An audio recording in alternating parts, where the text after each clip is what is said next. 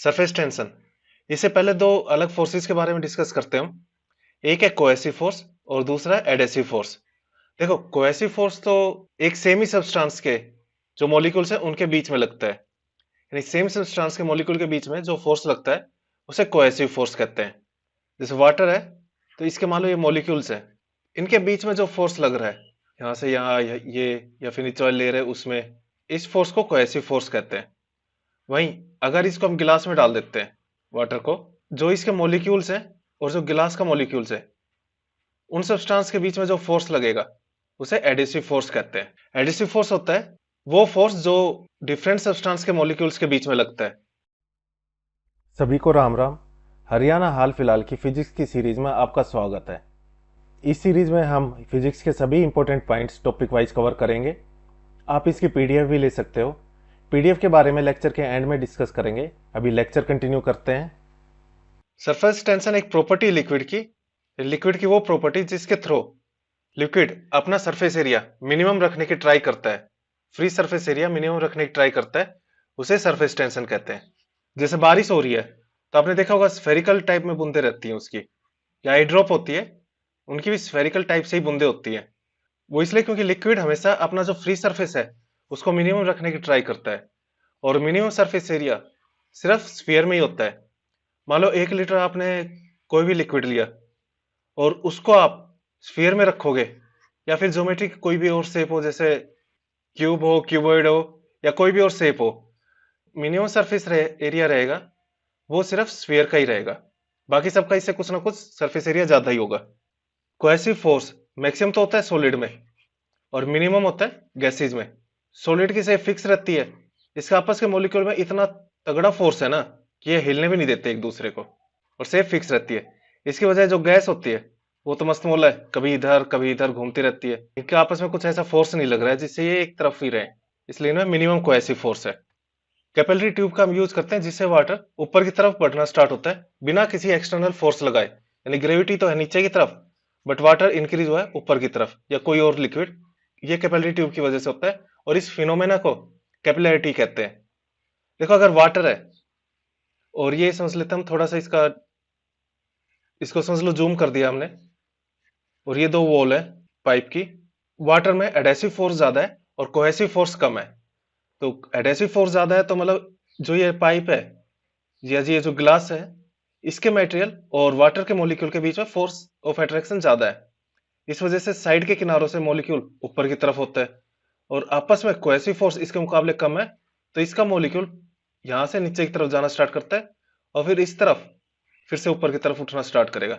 यानी कुछ इस टाइप में शेप रहेगी वाटर की, जैसे इसमें दिखाया हुआ है। ये कनकेव टाइप में शेप रहती है, टॉप की तरफ वाटर की कनकेव टाइप में शेप रहती है। इस वजह से कैपिलरी ट्यूब में वाटर ऊपर की तरफ बढ़ना स्टार्ट करता है बिना किसी एक्सटर्नल फोर्स के लगाए। और कैपिलरी एक्शन जो पाइप है इसके डायमीटर के इनवर्सली प्रोपोर्शनल है। अगर किसी लिक्विड में कोहेसिव की बजाय एडेसिव फोर्स ज्यादा हुआ, उस केस में क्या होगा, जैसे मान लो ये एक बर्तन है, इसके अंदर एक कैपिलरी ट्यूब डाली है। थोड़ा सा बड़ा करके इसलिए दिखा रहा हूं ताकि इसमें जो मॉलिक्यूल्स बनाएंगे वो इजीली समझ में आ जाए।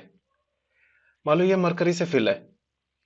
मरकरी में कोहेसिव फोर्स ज्यादा होता है और एडेसिव फोर्स उसके मुकाबले कम होता है। तो इस केस में क्या होगा, जो कैपिलरी ट्यूब की वॉल है और जो मरकरी के जो मॉलिक्यूल्स हैं उनके बीच में फोर्स ऑफ अट्रैक्शन या फोर्स कम है।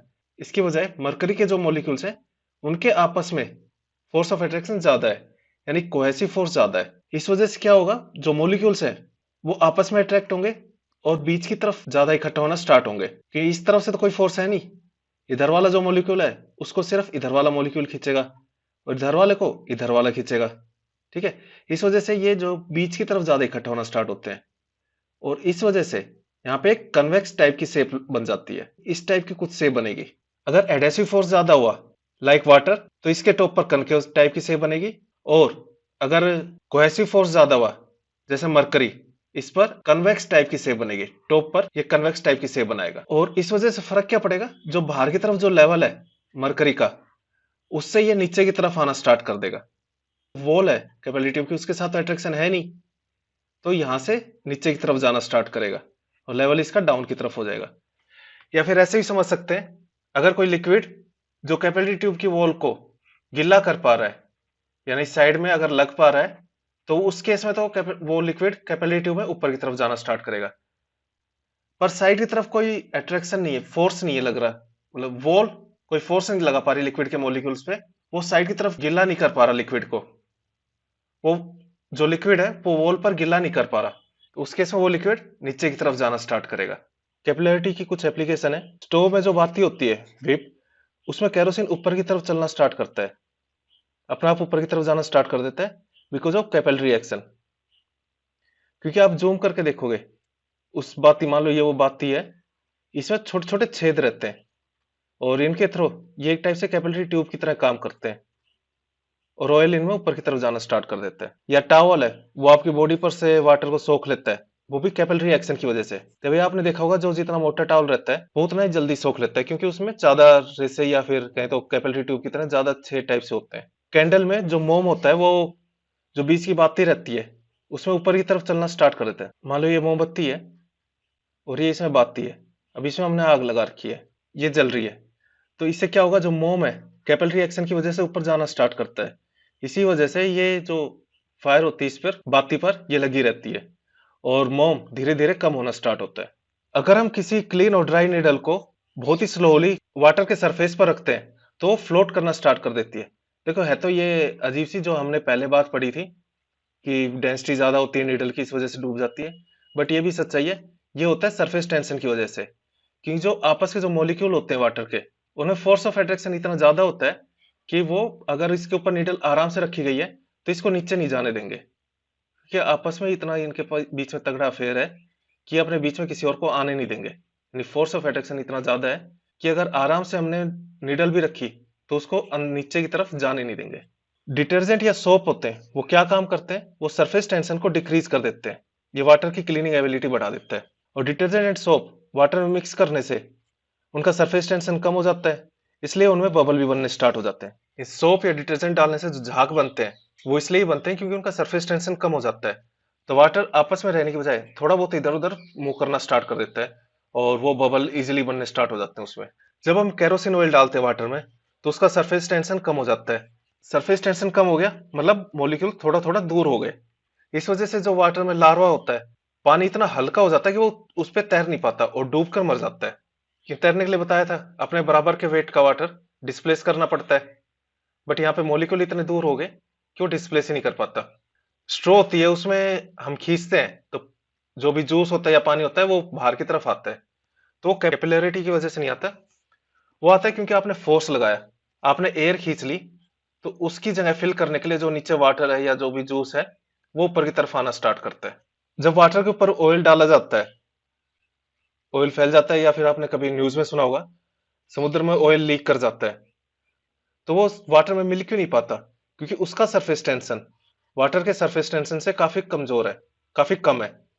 इस वजह से वो, मान लो ये वाटर है, वाटर के मॉलिक्यूल है, इनका आपस में कोएसिव फोर्स ज्यादा है और सरफेस टेंशन काफी ज्यादा है, और जबकि जो ऑयल है वो ऊपर की तरफ है पर वो हल्के, मतलब थोड़े दूर दूर मॉलिक्यूल पड़े हुए हैं उसके, और उसका सरफेस टेंशन कम है, इस वजह से वो इनके बीच में से जा नहीं पाता है, वो ऊपर की तरफ ही पड़ा रहता है। ये पॉइंट हम डिस्कस कर चुके हैं, कैपिलरी ट्यूब के आसपास का ये पॉइंट था।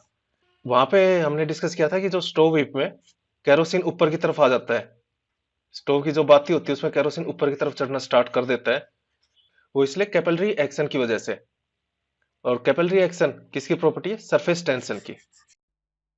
इस लेक्चर में इतना ही। अब बात कर लेते हैं पीडीएफ की। क्या पीडीएफ कैसे ले सकते हो?